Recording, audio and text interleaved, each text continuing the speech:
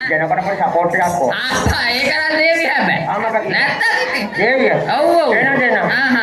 මිචලේවලි මාලිකාවේ. මිචලේවලි මාලිකාවේ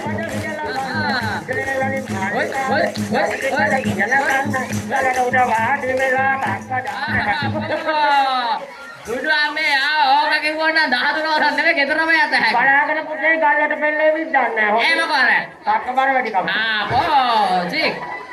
ඇත්තනේ ඒකත් අරගෙන නැතේ සුතෝ. ඒකත් අරගෙන නැහනේ. ඒකත් අරගෙන නැතේ. නැහැ. ඒ සත්‍තරන් අයියේ. මොකෝ? මට පොඩි උදව්වක් කරන්නකෝ. අර මොකෝද?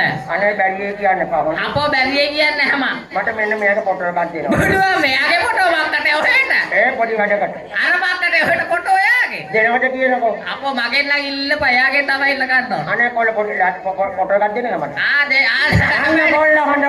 දුඩුවා ඔයගේ වැඩගත් වැඩකට දෙන්න. මේ වගේ අසමච්චාති වැදගත් වැඩකට ෆොටෝ එකක් දෙනවා එකම දරුවෝ හොඳේ. හැබැයි හොඳයි එහෙම දෙනවා කිව්වොත්.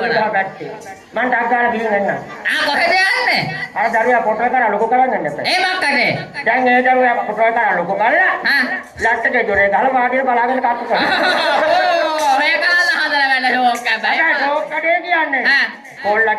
කොල්ලගේ මූණ දැක්ක ගමන් වාඩි වෙන සුළු විතරයි. හැබැයි ෂෝක් කරේ හැබැයි ඔයයි කරන්න හදන්නේ. ඒකත් හරි නැත්තේ.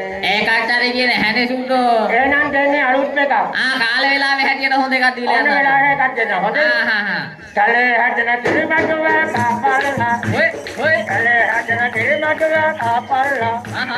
කොලේ තියෙන කිරිතලදිය දීපල්ලා. ඔය දැන් නක්ව පොලිං වල ඉජබල්ලා. ලබනතරේ පොහොට්ටුවට ගහපන්. දුඩුවා මේ හොක බෑ ඔහෙට